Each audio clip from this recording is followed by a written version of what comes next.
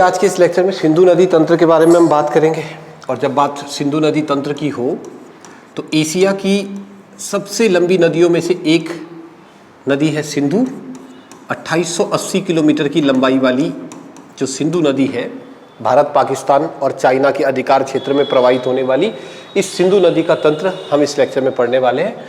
अब सिंधु नदी की लंबाई तो 2880 किलोमीटर है, लेकिन भारत में, क्योंकि ये नदी जो है चाइना के अधिकार में भी है, भारत और पाकिस्तान के अधिकार में भी है, तो भारत में सिर्फ 1114 किलोमीटर ही इसकी लंबाई है।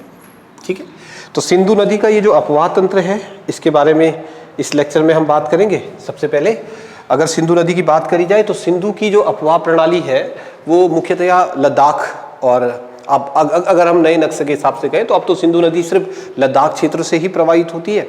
तो लद्दाख क्षेत्र से प्रवाहित होने वाली इस सिंधु नदी की तंत्र के बारे में अगर बात करें तो सबसे पहले हम ये मान के चलते हैं कि अगर ये लद्दाख और जम्मू कश्मीर हिमाचल वाला क्षेत्र हो तो आपको पता होगा कि इस लद्दाख से राइट साइड में अगर जाएंगे तो ये तिब्बत का क्षेत्र है, और तिब्बत के इस क्षेत्र में तिब्बत की एक प्रसिद्ध झील है जिसका नाम होता है मानसरोवर झील। तो ये यहाँ पर मानसरोवर झील है। मानसरोवर झील के पश्चिम दिशा की तरफ एक ग्लेशियर है। इस ग्लेशियर को बोखरचू हिमनद या बोखरचू ग्लेशियर के नाम से जाना जाता है। और अगर इसी मानसरोवर झील के राइट साइड को चले, पूर्व दिशा की तरफ चले, तो यहाँ पर भी एक ग्लेशियर है, इसका नाम चोमा युंगडुंग ग्लेशियर है। ठीक, और अगर आप मानसरोवर झील के नीचे की तरफ आएंगे तो यहाँ पर एक छोटा सा झील है जिसका नाम होता है राकसताल। तो भारत में जब हम हिमालयी अपवाह तंत्र के बारे में पढ़ते हैं तो हिमालयी अपवाह तंत्र में मानसरोवर झील और इसके आसपास का जो क्षेत्र है इसका महत्वपूर्ण रोल है। क्यों? क्योंकि भारत की 3 सबसे प्रमुख नदियां जो है वो इन 3 स्थानों से निकल रही है। चोमा युंगडुंग ग्लेशियर से ब्रह्मपुत्र नदी निकलती है, आगे के लेक्चरों में पढ़ेंगे। इस साइड को ब्रह्मपुत्र नदी निकल गई, और इस राकसताल झील से निकलती है नदी सतलज, और ये भी भारत के अंदर आती है। और जो आज हम पढ़ रहे हैं सिंधु नदी तंत्र, इस सिंधु नदी तंत्र की जो सबसे प्रमुख नदी है सिंधु, इस सिंधु नदी का उद्गम जो है वो इसी बोखरचू ग्लेशियर से होता है।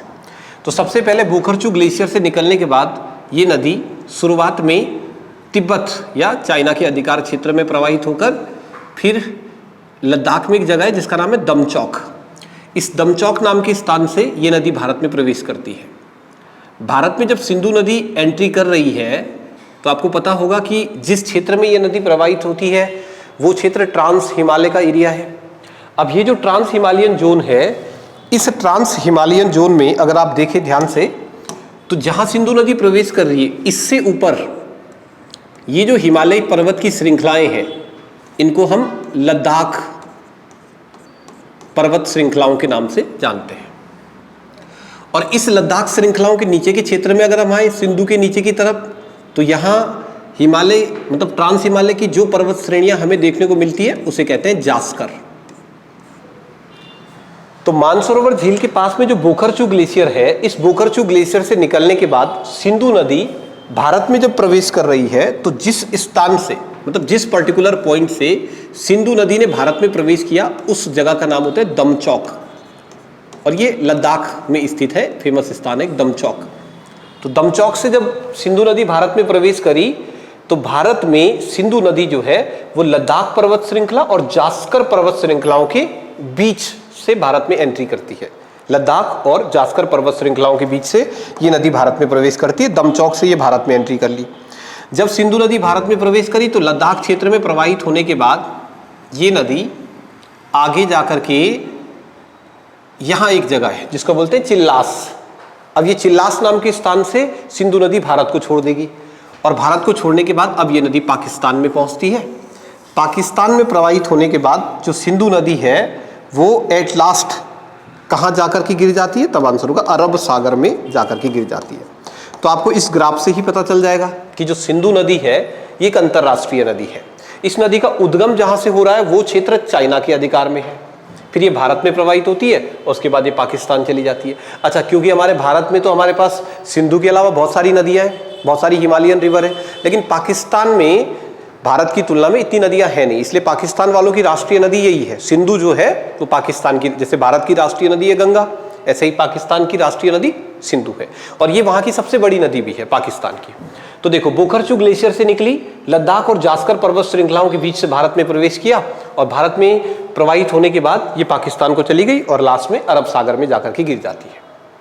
अब ये नदी जैसे ही भारत में एंट्री करी, सिंधु नदी जैसे ही भारत में प्रवेश करी तो भारत में अब क्योंकि देखो सिंधु नदी इस तरफ को जा रही है, इसका मतलब अगर जो नदियां ऊपर से आएंगी सिंधु में वो उसकी दाईं तरफ की सहायक नदियां हो जाएंगी और जो नीचे से आएंगी वो इसकी बाईं तरफ की सहायक नदियां हो जाएंगी।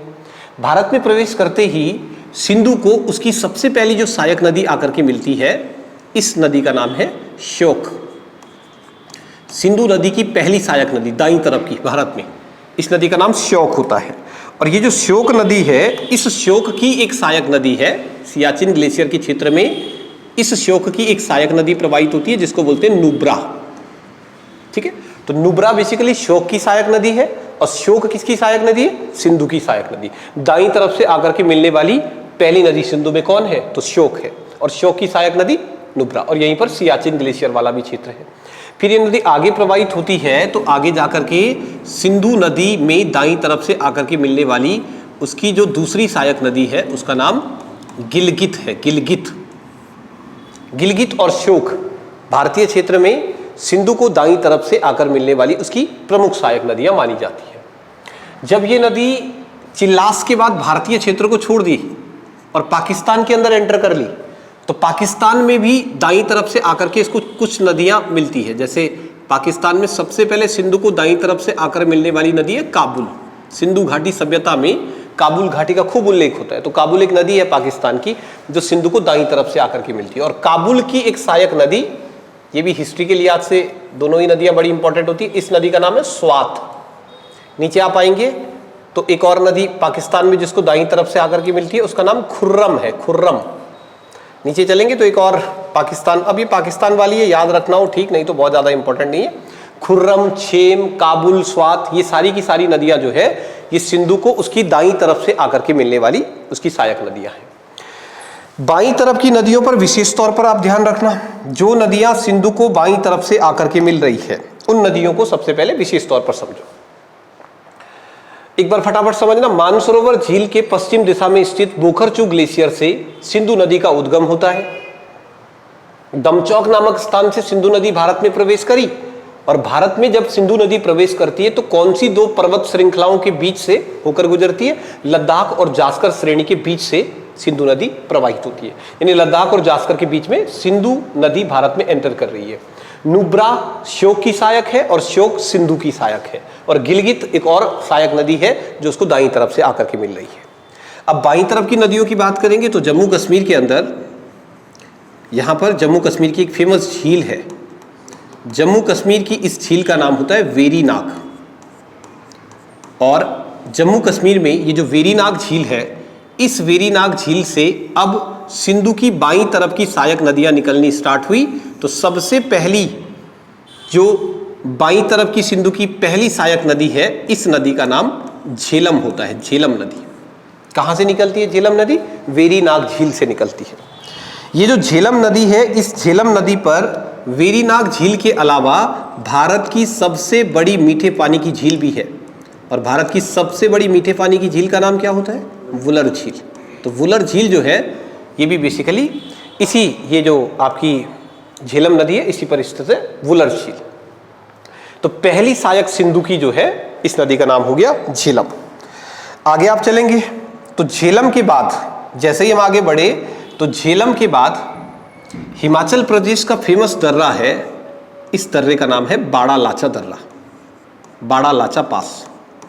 अब हिमाचल प्रदेश के इस बाड़ा लाचा दर्रा से एक नदी निकलती है जिसका नाम होता है चंद्रा, और इसी बाड़ा लाचा दर्रा के दूसरे सिरे से एक नदी निकलती है जिसका नाम होता है भागा। और चंद्र और भागा नाम की ये दोनों नदियां जब एक दूसरे को मिल जाती है तब जो नदी बनती है इस नदी को नाम दिया जाता है चेनाब। और ध्यान रखना, ये जो चेनाब नदी है, चेनाब नाम की जो नदी है, इस नदी की लंबाई 1180 किलोमीटर है भारत के अंदर, और सिंधु की लंबाई जो है वो 1114 किलोमीटर। इसका मतलब ये सिंधु से भी बड़ी नदी है। तो सिंधु की सबसे बड़ी सहायक नदी का जब नाम पूछा जाए तो आंसर क्या होगा? चेनाब। चेनाब ही सिंधु की सबसे बड़ी सहायक नदी है, और इसका उद्गम जो है वो कहां से होता है? तो आंसर होगा बाड़ा लाचा दर्रा से। बाड़ालाचा दर्रा से निकलने वाली चंद्र और भागा नाम की ये दोनों नदियां जब मिलती है तब इसको चेनाब नाम से जाना जाता है। और ये जो चेनाब नदी है जब ये आगे गई तो ये जो झेलम नाम की नदी थी ना, ये झेलम बेसिकली किसकी सहायक नदी है? तो आंसर होगा चेनाब की सहायक नदी है। झेलम अपना पानी जो है वो किस नदी में जाकर के समाहित करती है? तो चेनाब में जाकर के समाहित करती है। इसका मतलब झेलम जो है वो चेनाब की सहायक नदी है। ठीक, चलो अब आगे बढ़े। हिमाचल प्रदेश में ही रोहतांग दर्रा है, बहुत फेमस पास है, अटल टनल वहां पर बनाई गई है रोहतांग दर्रा में, ठीक है, और फेमस ट्रैक भी है। तो हिमाचल प्रदेश में ये जो रोहतांग दर्रा है, इस रोहतांग दर्रे से अब अगली नदी निकली, और ये जो नदी निकल रही है ये नदी भी चेनाब की ही सहायक नदी है। इस नदी का नाम क्या होता है? तब आंसर होगा इस नदी का नाम है रावी, है ना। सबसे पहले सिंधु के नीचे हम चले तो सिंधु के नीचे झेलम नदी जो वेरीनाग झील से निकलती है, और झेलम नदी का पानी जो है वो चेनाब में चले गया पाकिस्तान में जाके। ऐसे ही ये जो रावी नदी है रोहतांग दर्रे से निकलने के बाद ये रावी नदी सबसे पहले हिमाचल प्रदेश से निकली, फिर पंजाब से होते हुए पाकिस्तान पहुंची, और रावी नदी का पानी भी चेनाब नदी में, यानी रावी भी चेनाब की सहायक नदी है और झेलम भी चेनाब की सहायक नदी है। फिर रोहतांग पास से नीचे चलेंगे तो हिमाचल प्रदेश में व्यास कुंड है, फेमस स्थान है व्यास कुंड। अब हिमाचल प्रदेश के इस व्यास कुंड से व्यास नाम की नदी निकलती है, व्यास नाम की नदी। और अभी हमने थोड़ा देर पहले कहा था कि जब हम जाए राकसताल तो इस राकसताल झील से भारत की एक प्रमुख नदी जो है, जो तिब्बत से होकर के भारत के अंदर एंटर कर रही है, ये नदी आगे देखो, राकसताल झील से ये नदी निकली। ये नदी जो राकसताल झील से निकल रही है इस नदी का नाम है सतलज, सतलज नदी। जैसे सिंधु नदी का उद्गम तिब्बत में है बोखरचू ग्लेशियर में, ऐसे ही सतलज नाम की जो नदी है इसका भी उद्गम तिब्बत में ही है, राकसताल झील से ये नदी निकलती है। और यहाँ पर जहाँ से ये नदी भारत में प्रवेश करती है, परीक्षा में प्रश्न आ जाता है कि सतलज नदी भारत में कहाँ से प्रवेश करती है, तब आंसर होता है सिपकिला दर्रा से। हिमाचल प्रदेश का एक दर्रा है सिपकिला दर्रा, इस सिपकिला दर्रा से सतलज नदी भारत के अंदर प्रवेश करती है। फिर भारत में जैसे ही ये नदी आई सतलज, तो सतलज नदी आगे बढ़ी, और सतलज भी किसकी सहायक नदी है? तो फिर आपका आंसर होगा सतलज भी चेनाब की ही सहायक नदी है। पाकिस्तान में जाके सतलज नदी का पानी भी चेनाब में ही चले जाएगा। तो ये जो सारी नदियां थी ये चेनाब की ही सहायक नदी, और व्यास जो है ना, व्यास, ये व्यास नदी सतलज की सहायक नदी है। तो अगर सिंधु के बाईं तरफ का हम नदी तंत्र देखें तो सिंधु के नीचे क्षेत्र में सिंधु के बाद झेलम नदी है जो चेनाब की सहायक है, रावी है जो चेनाब की सहायक है, ये भी पाकिस्तान में जाके चेनाब को ही मिलती है। व्यास नदी जो है वो सतलज की सहायक नदी है, और सतलज नदी जो है वो चेनाब की ही सहायक नदी होती है। और फिर चेनाब नदी इन सभी नदियों का पानी अपने साथ ले जाकर, और पाकिस्तान में एक जगह है जिसको बोलते हैं मिठानकोट, इस मिठानकोट में ये चेनाब नदी जो है ये सारा का सारा पानी ले जाकर सिंधु नदी में जाकर के मिल जाती है। यानी वास्तविक मायने में अगर देखा जाए तो सिंधु की जो सहायक नदी है वो चेनाब ही है, और ये बाकी की जितनी भी नदियां हैं ये वास्तव में अगर देखा जाए तो ये चेनाब की सहायक नदियां हैं, है ना। और सिंधु, अगर इनको भी हम सिंधु की सहायक नदियां मान ले तो बाई लेंथ अगर लंबाई के हिसाब से देखेंगे तो सबसे लंबी नदी जो सिंधु की सहायक है उसका नाम क्या है? तो फिर आंसर है चेनाब है, ठीक है। चलो अब नेक्स्ट कुछ बातें जरा समझते हैं। सबसे पहले सिंधु नदी और उसकी दाईं और बाईं तरफ की सहायक नदियां जो है वो हमने बना दी। अब ये जो सिंधु नदी है ये जब भारत में प्रवेश करती है और जैसे ही लद्दाख में ये सिंधु नदी पहुंचती है तो इस सिंधु नदी पर सबसे पहले लद्दाख में हमने एक जल विद्युत परियोजना का निर्माण किया है, और सिंधु नदी पर लद्दाख के अंदर बनी हुई इस जल विद्युत परियोजना का नाम निम्मो बजगो जल विद्युत परियोजना है। निम्मो बजगो, निम्मो बजगो जल विद्युत परियोजना किस राज्य में है? तो फिर आंसर होगा लद्दाख में है, केंद्र शासित प्रदेश। और किस नदी पर निर्मित है? तो फिर आंसर होगा सिंधु नदी पर। अब क्योंकि सिंधु जल समझौता 1960 के अनुसार जो सिंधु, झेलम और चेनाब नदियां हैं, भारत इन तीन नदियों का सिर्फ 20% पानी ही प्रयोग में ला सकता है, इसलिए इन नदियों पर बहुत ज्यादा बांधों का निर्माण नहीं किया जा सकता है भारत के अंदर। और रावी, व्यास और सतलज नदियां सिंधु जल समझौता के अनुसार भारत इनका 80% पानी यूज कर सकता है, तो नीचे तो बढ़िया से बांध होंगे, बड़े बड़े बांध होंगे। लेकिन पहली जल विद्युत परियोजना जो सिंधु नदी पर बनी है उसका नाम निम्मो बजगो है। फिर झेलम नदी पर आओ तो वेरीनाग झील से निकलने वाली ये जो झेलम नदी है जम्मू कश्मीर में, इस पर जो जल विद्युत परियोजना बनाई गई है उसका नाम है तुलबुल। तुलबुल जल विद्युत परियोजना जो है वो झेलम नदी पर बनाई गई है। और ध्यान रखना झेलम की भी एक सहायक नदी है जो बड़ी फेमस है, कभी कभी परीक्षा में आ जाती है, इसका नाम है किशन गंगा। तो किशन गंगा किसकी सहायक नदी होती है? झेलम की। और झेलम नदी पर कौन सी जल विद्युत परियोजना बनाई गई है? तुलबुल जल विद्युत परियोजना बनाई गई है। फिर चेनाब नदी की बात करोगे तो चेनाब के बांध परीक्षा के लिए हमेशा महत्वपूर्ण रहते हैं, कभी भी परीक्षा में आ जाते हैं। चेनाब नदी पर सलाल जल विद्युत परियोजना, एक दलहस्ती जल विद्युत परियोजना, दो और बगलिहार जल विद्युत परियोजना, ये 3 जल विद्युत परियोजनाएं बनाई गई है। सलाल, दलहस्ती और बगलिहार, तीनों की तीनों जल विद्युत परियोजनाएं किस नदी पर है? चेनाब नदी पर है। रावी नदी जिसका उद्गम हिमाचल प्रदेश के रोहतांग दर्रे से होता है, तो जब रोहतांग दर्रे से रावी नदी निकली तो हिमाचल प्रदेश में इस रावी नदी पर एक बांध बनाया गया है जिसका नाम है चमेरा बांध, चमेरा डैम। तो चमेरा डैम किस नदी पर है? रावी नदी पर। और कहां पर है? हिमाचल प्रदेश में। फिर रावी नदी जो है जब हिमाचल प्रदेश से निकल करके पंजाब में पहुंचती है तो पंजाब में रावी नदी पर एक बांध बनाया गया है, और ये परीक्षा के लिए बहुत इंपॉर्टेंट होता है बांध, खूब परीक्षाओं में पूछा जाता है। इस बांध का नाम है थीन बांध। थीन बांध किस नदी पर बना है? रावी नदी पर। और किस राज्य में है? तो फिर आंसर होगा पंजाब में। लेकिन यहां ये ध्यान रखना कि थीन बांध के जो पीछे झील है, देखो बांध का मतलब क्या होता है? बांध का मतलब है दीवार।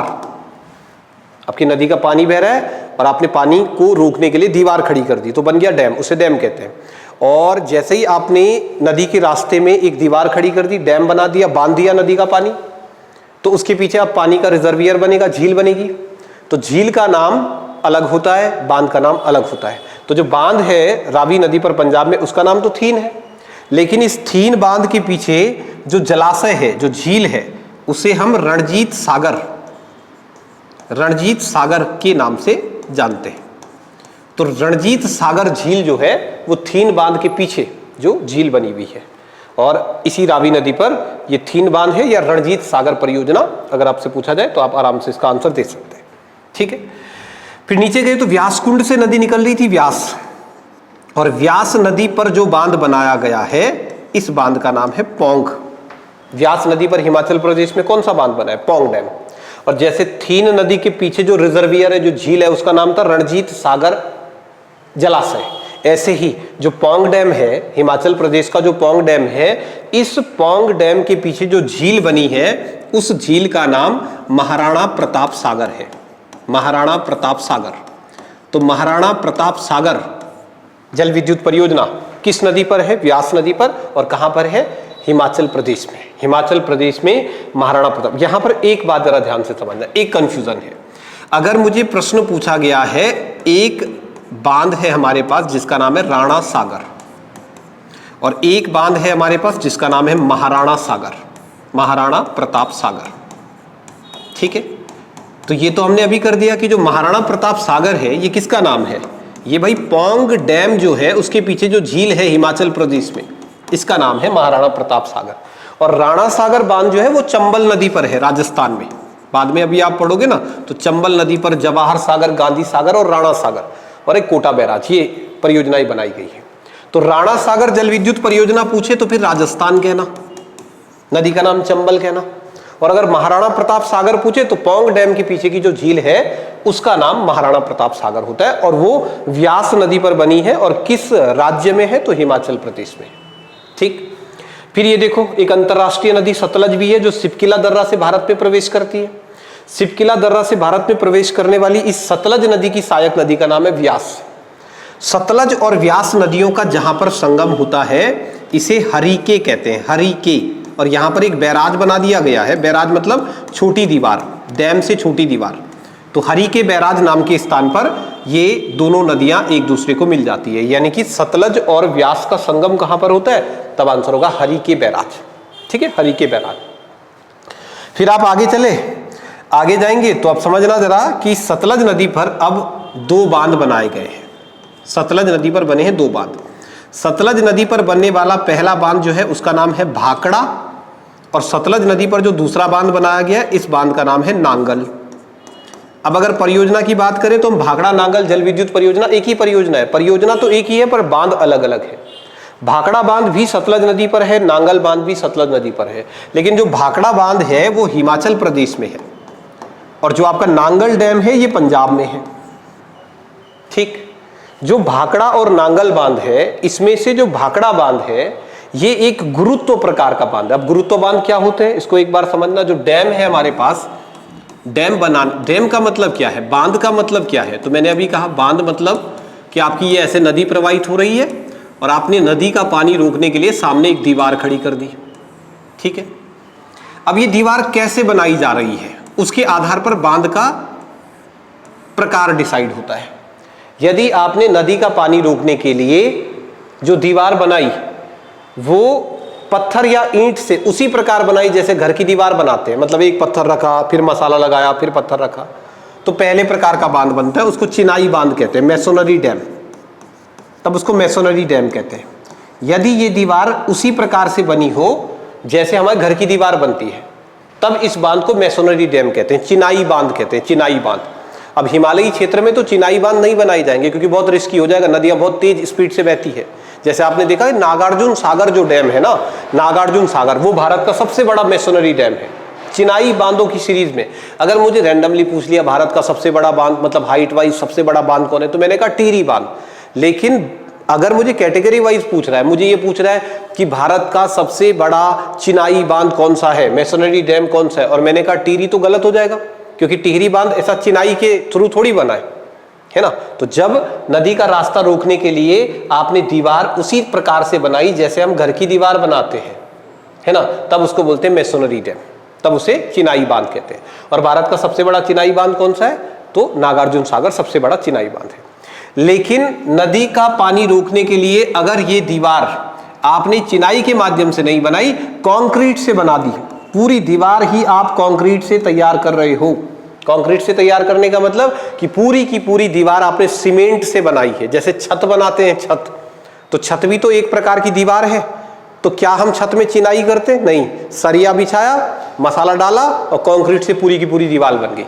तो जब कभी भी दीवार पूरी तरीके से कंक्रीट से बनाई जाती है तब ऐसे बांधों को ग्रेविटी डैम कहते हैं, गुरुत्व बांध कहते हैं, ग्रेविटी डैम। तो ये जो भाखड़ा बांध है ना, भाखड़ा बांध, ये भाखड़ा बांध एक ग्रेविटी डैम है, मतलब इसमें पानी रोकने के लिए जो दीवार बनी है वो पूरी तरीके की कंक्रीट से बनी है, कंक्रीट से। एक तीसरे प्रकार का भी बांध होता है हमारे पास, जैसे टिहरी का बांध है। आपने देखा, जैसे मान लो कि ये एक पहाड़ है, ये एक पहाड़ है, इन दोनों के बीच से नदी आ रही है, तो दोनों पहाड़ के बीच का जो गैप है वो आप मिट्टी पत्थर कंकड़ से भर दो और वहां पर एक तीसरी दीवार आप खड़ी कर दो, सारा मलबा डाल दिया, मिट्टी पत्थर कंकड़ सब कुछ डाल के एक तीसरी दीवार खड़ी कर दो, तो ये तीसरा प्रकार है बांध बनाने का। और ऐसे जो बांध बनते हैं उनको रॉकफिल डैम कहते हैं, रॉकफिल डैम। जैसे टिहरी बांध है, टिहरी बांध तो भारत का सबसे ऊंचा बांध टिहरी बांध है, लेकिन वो किस कैटेगरी का है, वो तो रॉकफिल डैम है ना, इधर और इधर की रॉक के बीच में आपने दीवार बना दी। और जब बात ग्रेविटी डैमों की हो तो टिहरी तो ग्रेविटी डैम है नहीं, और भारत में बहुत लिमिटेड ग्रेविटी डैम है, और जो लिमिटेड ग्रेविटी डैम है उनमें से ये जो भाखड़ा बांध है, ये भाखड़ा बांध 226 मीटर की हाइट के साथ भारत का सबसे बड़ा गुरुत्व बांध है, भारत का सबसे ऊंचा गुरुत्व बांध। एक बार जरा फिर से समझना मैं क्या कह रहा हूं यहां पर। अगर आपके पास प्रश्न बांधों का है और मुझे प्रश्न पूछा जाए कि भारत का सबसे ऊंचा बांध, अब कोई कैटेगरी है ही नहीं मेरे पास, सीधा पूछा है कि भारत का सबसे ऊंचा बांध कौन सा है, तो मैंने कहा टिहरी बांध, क्योंकि कोई कैटेगरी वाइज तो पूछा ही नहीं है। लेकिन अगर कैटेगरी के हिसाब से प्रश्न पूछ लिया जाए कि इंडिया का सबसे बड़ा मेसनरी डैम कौन सा है, चिनाई बांध कौन सा है, तो थोड़ी मैं टिहरी बांध आंसर दूंगा। तब मैंने कहा नागार्जुन सागर डैम जो है वो भारत का सबसे बड़ा चिनाई बांध है, क्योंकि उसमें जो दीवार बनाई गई है वो उसी तरीके से बनी है जैसे घर में चिनाई करते हैं। और अगर बात ग्रेविटी डैम की है, ग्रेविटी डैम की, ग्रेविटी डैम, तो इंडिया का भारत का सबसे ऊंचा ग्रेविटी डैम कौन सा है, तो आंसर होगा भाखड़ा, नांगल नहीं है, भाखड़ा। और भाखड़ा बांध है कहां पर, तो ध्यान रखना हिमाचल प्रदेश में। 226 मीटर की ऊंचाई के साथ भाखड़ा बांध जो है वो भारत का सबसे ऊंचा ग्रेविटी डैम है। पर क्या मैं ऐसा कह सकता हूं कि भाखड़ा बांध विश्व का सबसे ऊंचा ग्रेविटी डैम है? समझना जरा, विश्व का सबसे ऊंचा ग्रेविटी डैम? भारत का तो है, पर क्या मैं ऐसा कह सकता हूं कि विश्व का सबसे ऊंचा ग्रेविटी डैम भाखड़ा बांध है? क्या हम ऐसा कह सकते हैं? अगर मैं इसमें एक पॉइंट जोड़ दूं, अगर मैं इस लाइन में ये जोड़ दूं कि भूकंपीय क्षेत्र में स्थित, देखो दुनिया में बहुत बड़े बड़े ग्रेविटी डैम है, इससे भी बड़े हैं, पर दुनिया में कोई भी ग्रेविटी डैम भूकंपीय क्षेत्र में 226 मीटर की ऊंचाई वाला नहीं है। तो अगर प्रश्न ये लिखा है कि भूकंपीय क्षेत्र में स्थित विश्व का सबसे ऊंचा ग्रेविटी डैम कौन सा है, तब भी आंसर क्या होगा? भाखड़ा बांध। माने ये विश्व का सबसे ऊंचा ग्रेविटी डैम नहीं है, पर दुनिया में भूकंप वाले जोन में स्थित ये विश्व का सबसे ऊंचा ग्रेविटी डैम है। और इस बांध का निर्माण किस नदी पर किया गया है? तब आंसर होगा सतलज नदी पर इस बांध का निर्माण किया गया है। अब ये जो भाखड़ा बांध है, भाखड़ा बांध, इस भाखड़ा बांध के पीछे की जो झील है, जो भाखड़ा डैम है, इस डैम के पीछे जो झील बनती है, इस झील का नाम क्या है? तो इस झील का नाम गोविंद सागर झील है। गोविंद सागर। देखो सागर 3 आए हैं इस लेक्चर में, अभी तक 3 सागर आए। पहला सागर वो है रणजीत सागर, और रणजीत सागर जो है वो बेसिकली किसका नाम है? थीन बांध का नाम है। थीन डैम जो कि रावी नदी पर है, तो थीन बांध के पीछे की झील का नाम है रणजीत सागर, और पौंग डैम के पीछे की झील का नाम है महाराणा प्रताप सागर, और भाखड़ा बांध के पीछे की जो झील है उसका नाम क्या है? गोविंद सागर। अब इसमें कंफ्यूजन किस में है? इनमें कंफ्यूजन किस किस के अंदर आ सकता है? पहला कंफ्यूजन मेरे दिमाग में इसको लेकर के आएगा कि महाराणा प्रताप सागर, महाराणा प्रताप सागर वर्सेस राणा प्रताप सागर, है ना? पहला कंफ्यूजन तो ये है, राणा प्रताप सागर और महाराणा प्रताप सागर का, है ना? अभी आपने देखा महाराणा प्रताप सागर, देखो ये है जी महाराणा प्रताप सागर। महाराणा प्रताप सागर जो है वो पौंग बांध की झील का नाम है। किस राज्य में है? हिमाचल प्रदेश में। और किस नदी पर है? सतलज नदी पर है, ठीक है। और राणा प्रताप या राणा सागर, इसका नाम है राणा सागर। राणा सागर, ये जो राणा सागर बांध है ये कहां पर है? ये राजस्थान में है। और किस नदी पर बनाया गया है? चंबल नदी पर बनाया गया। पहला कंफ्यूजन तो ये है, इसको दूर करना। दूसरा जरा समझो, ये यहां पर देखो भाखड़ा डैम के पीछे की जो झील है उसका नाम क्या है? गोविंद सागर। भाखड़ा बांध के पीछे की झील का नाम गोविंद सागर। अब इसमें एक कंफ्यूजन है, एक झील है जिसका नाम है गोविंद सागर, यहां गोविंद से मतलब गुरु गोविंद सिंह, ठीक है। और दूसरी ऐसी एक झील है हमारे पास, उसका नाम है गोविंद बल्लभ पंत सागर। तो गोविंद दोनों में है, इसमें भी गोविंद है, इसमें भी गोविंद है। ये गोविंद बल्लभ पंत के नाम पर सागर बनाया गया और ये गुरु गोविंद सिंह के नाम पर सागर बनाया गया। अब आप देखो गोविंद सागर किस डैम के पीछे की झील का नाम है? जो आपकी भाखड़ा है ना? तो जो गोविंद सागर है ये भाखड़ा डैम जो है उसके पीछे की झील का नाम है, किस नदी पर है गोविंद सागर? तो सतलज नदी पर है। और किस राज्य में है गोविंद सागर झील? तो आंसर होगा हिमाचल प्रदेश में। लेकिन गोविंद बल्लभ पंत सागर जो है ये उत्तर प्रदेश में जो रिहंद डैम है, यूपी में जो रिहंद डैम है, उस रिहंद डैम पर जो झील बनाई गई है उसका नाम है गोविंद बल्लभ पंत सागर, ठीक है। तो सिंधु 2880 किलोमीटर की लंबाई वाली नदी, भारत में तो इसकी लंबाई कम ही है, 1114 किलोमीटर की लंबाई है। तो उसमें दाईं तरफ की सहायक नदियों को यदि छोड़ भी दें तो बाईं तरफ की सहायक नदियों में देखो पहले झेलम है, फिर नीचे चेनाब है, फिर चेनाब के नीचे रावी है, फिर व्यास जो सतलज की सहायक नदी है, और सतलज पर आपने बांध बनाया है भाखड़ा, दोनों जहां पर एक दूसरे को मिलते हैं हरिके बैराज, ठीक है, हरिके बैराज। अब देखो ये नांगल डैम वाला जो क्षेत्र है पूरा पंजाब है, और पंजाब के जस्ट नीचे चलेंगे तो राजस्थान, और वहां है पानी की कमी, राजस्थान के अंदर पानी की बहुत कमी है, इसलिए ये जो हरिके बैराज है, इस हरिके बैराज नामक स्थान से राजस्थान के लिए, और बहुत कॉमन क्वेश्चन आपको पता होगा कि हरिके बैराज से ही एक नहर राजस्थान के लिए निकाली जाती है। सतलज नदी जो है, इस सतलज नदी से राजस्थान के लिए हरिके बैराज नामक स्थान से एक नहर निकाली गई है, जो भारत की सबसे बड़ी सिंचाई नहर है। उसका नाम क्या है? इंदिरा गांधी नहर। इंदिरा गांधी नहर, इंदिरा गांधी नहर। तो इंदिरा गांधी नहर किस नदी पर बनाई गई है? सतलज नदी पर, और हरिके बैराज से शुरू होती है, राजस्थान जाती है। 1958 में बनी थी ये नहर, तो इसके बारे में भी 2-4 बातें याद रखना, ठीक है। अब जो नदियां हैं, देखो जिस क्षेत्र में नदियां प्रवाहित होती है, तो जब किसी, ऑब्वियस है जहां नदियों का अपवाह क्षेत्र होगा, प्रवाह करने वाला क्षेत्र होगा, उसके आसपास का स्थान उपजाऊ तो होगा ही, खेती के लिए तो बहुत अच्छा होता है। तो यहां ध्यान रखना कि जो हमारी नदियां होती है वहां पर दो नदियों के बीच का जो उपजाऊ क्षेत्र होता है उसे बोलते हैं दोआब। जैसे यहां पर ये सिंधु नदी है और नीचे झेलम नदी है, तो सिंधु और झेलम नदी के बीच का ये जितना भी एरिया है ये खेती के लिए बहुत अच्छा होगा। तो दो नदियों के बीच का जो उपजाऊ क्षेत्र होता है उसे दोआब के नाम से जाना जाता है। तो अब देखो यहां पर कितने दोआब का निर्माण होता है। सबसे पहले ये जो सिंधु नदी है और ये जो आपकी झेलम नदी है, इन दोनों के बीच जो दोआब बनता है उस दोआब का नाम है सिंध सागर दोआब। सिंध दोआब या सिंध सागर दोआब। ठीक, अब यहां देखो यह है नदी झेलम और यह है नदी चेनाब। करना कुछ नहीं, आपने नीचे वाली नदी का नाम पहले लिख देना। ऊपर कौन सी नदी है? झेलम, और नीचे कौन सी नदी है? चेनाब। तो नीचे वाली नदी का नाम पहले लिखो। नीचे वाली नदी का पहला अक्षर क्या है? चा। तो यहां पर इन दोनों का बीच का जो दोआब होता है उसका नाम क्या होता है? चाज दोआब। झेलम तथा चेनाब नदी के बीच जो दोआब होता बनता है उसका नाम क्या है? चाज। कैसे याद रखोगे? नीचे वाली नदी का नाम पहले लिखना, ऊपर वाली का बाद में लिखना, कहानी आराम से बन जाएगी। ठीक है, अब देखो यहां नदी है चेनाब और नीचे कौन सी है? रावी। तो पहले किसका नाम लिखोगे? नीचे वाली का। नीचे वाली का पहला अक्षर क्या है? रा। तो चेनाब और रावी के बीच जो दोआब बनता है उसे बोलते हैं रचना दोआब। ठीक है, नीचे वाले का नाम पहले लिखना। देखो सिंधु और झेलम के बीच तो सिंपल है, सिंध दोआब बनता है। अब देखो झेलम और चेनाब के बीच क्या करोगे? नीचे वाली जो नदी है उसका नाम पहले लिख दो, चा। ऑप्शन से दिख जाएगा तुम्हें, चा वाला एक ही ऑप्शन होगा, चाज। अब चेनाब और नीचे है रावी, तो नीचे वाला नाम पहले लिखो, रा, रचना। अब यहां देखो ये है रावी और रावी के बाद यहां नदी है व्यास, तो नीचे वाला अक्षर पहले लिखो। नीचे क्या लिखा है? वाह। तो वाह से क्या बनेगा? वाह से बनेगा वारी।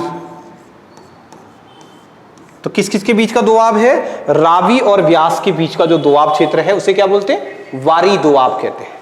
बस अब एक लास्ट आपको याद करना पड़ेगा, व्यास और सतलज नदी के बीच का जो दोआब क्षेत्र होता है उसे विष्ट दोआब कहते हैं, विष्ट दोआब। ठीक है, इसे विष्ट दोआब के नाम से जाना जाता है।